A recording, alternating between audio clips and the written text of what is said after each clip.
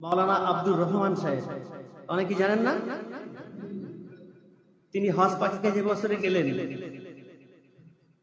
হুজুর কেবলার সঙ্গে মোলাকাত করলেন। মোলাকাত করে বললেন, হুজুর হজে যাব, দোয়া করেন। সাবল সিঙ্গাপুরি রহমতুল্লাহ দেখে বললেন, বাবা ফ্লাইট কবে? এখনো ডেট হয়নি।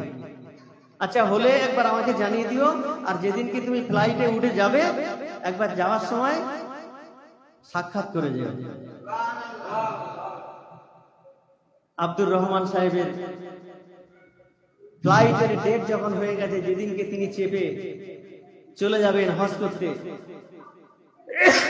সেই দিনকে বাড়ি থেকে একটা গাড়ি নিয়ে বেরিয়েছেন। মার্কেট স্ট্রিটে গাড়িটা রেখে দুতলায় উঠে হুজুর কেবলার সঙ্গে মোলাকাত করলেন। এ কথা শুনছেন তো আপনারা নাকি? মোলাকাত করলেন। সাবল সিঙ্গাপুরি রহমতুল্লাহ সব কিছু বলার পর আব্দুর রহমান সাহেব চলে যাবেন।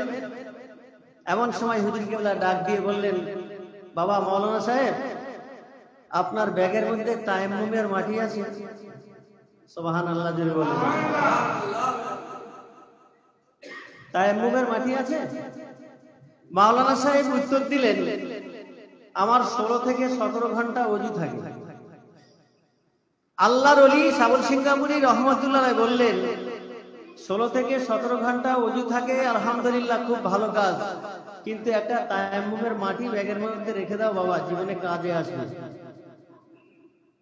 হুজুর কেবলা নিজে হুজরা মোবারকের ভেতর থেকে একটা তায়াম্মুমের মাটি তার হাতে দিলেন। তিনি নিয়ে সোজা গাড়ি করে এয়ারপোর্ট, কথা শুনছেন তো, এয়ারপোর্টে চলে গেলেন। প্লেনে উঠেছেন, প্লেন উপরে উড়ে গেছে। বেশ যাওয়ার পর 1-2 ঘন্টা প্লেনের মধ্যে এলান হচ্ছে, হাজী সাহেব, হাজী সাহেবান যারা আছেন, জেদ্দায় নামতে এখন অনেক সময় বাকি, আসরের নামাজ কাজা হয়ে যাবে। আপনারা এই প্লেনের মধ্যে নামাজ আদায় করুন, কিন্তু প্লেনে পানি নাই। কথাটা শুনবেন একটু ভালো করে। আল্লাহ ওয়ালারা কিভাবে মানুষকে হেফাজত করে। প্লেনে পানি নাই, আপনারা আসরের নামাজ এই প্লেনের মধ্যে আদায় করুন।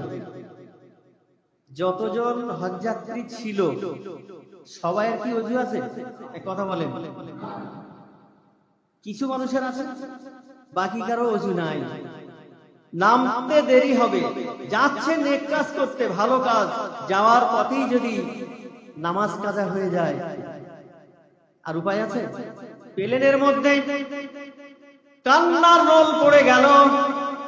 হাজী সাহেব, হাজী সাহেবানরা কেঁদে কেঁদে যার যার, হায় রে হায়, আমরা এত ভালো কাজ নেক কাজে যাই, কিন্তু যাওয়ার পথে যদি নামাজটা কাজা হয়ে যায় আমরা বড় গুনাহগার হয়ে যাব।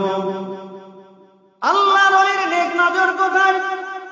ওই প্লেনের মধ্যে শুধুমাত্র সুবি আযান গাছি রহমতুল্লাহর মুরিদ ছিল না। আমার ভাইরা, আল্লাহ তাআলা বলেন, ওমা আরসালনাকা ইল্লা রাহমাতাল লিল আলামিন। পৃথিবীর জমিনে আমি আল্লাহ তাআলা আমার হাবিবকে রহমত স্বরূপ করে পাঠিয়েছি। নবী শুধু মুসলমানের জন্য নয়, সবার জন্য। জোরে বলুন সুবহানাল্লাহ। যারা কামেল ওলি আল্লাহ হবে, নেককার সালেহীন হবে, তারা শুধু একটা সিলসিলা দেখবে না, আল্লাহর বান্দা নবীর উম্মতকে কোন পন্থায় বাঁচানো যায়, আল্লাহ ওয়ালাদের নেক নজর থাকে এটা। জোরে বলেন সুবহানাল্লাহ। ওই প্লেনের মধ্যে ফুরফুরার ভাই ছিল, তাকবীর জামাতের ভাইরা ছিল, আহলে হাদিসও ছিল, আযান গাছি রহমতুল্লাহর মুরিদও ছিল, কিন্তু আল্লাহ ওয়ালা তিনি একটা কক্ষের মধ্যে বসে বসে দেখতে পেলেন প্লেনের মধ্যে আগাম ঘটনা ঘটে যাবে, এদের নামাজ কাজা হয়ে যাবে। মাওলানা সাহেবকে ডেকে বললেন, মাওলানা সাহেব, তায়াম্মুমের মাটি একটা নিয়ে যাও, জীবনে কাজে আসবে। জোরে বলেন। তিনি কোন সিলসিলা দেখলেন? প্রত্যেককে মাওলানা সাহেব কি করলেন? তায়াম্মুমের মাটিটা দিলেন। এই হাজী সাহেব ও হাজী সাহেবান, এই মাটিটা নিয়ে 3টা ফরজ আদায় করে আল্লাহর হুকুম পালন করুন। আমার কামেল মসজিদ এই তায়াম্মুমের মাটিটা আমাকে ডেকে হাতে তুলে দিয়েছে। নিশ্চিত তিনি এটা বুঝতে পেরেছিলেন যে নামাজ কাজা হয়ে যাবে, আল্লাহর বান্দাদের নামাজ যাতে বজায় থাকে, আর ওই 2,88,000 লক্ষ বছরের দোজখ থেকে যেন সবাই বেঁচে যায়। জোরে বলুন সুবহানাল্লাহ। তিনি বলেছেন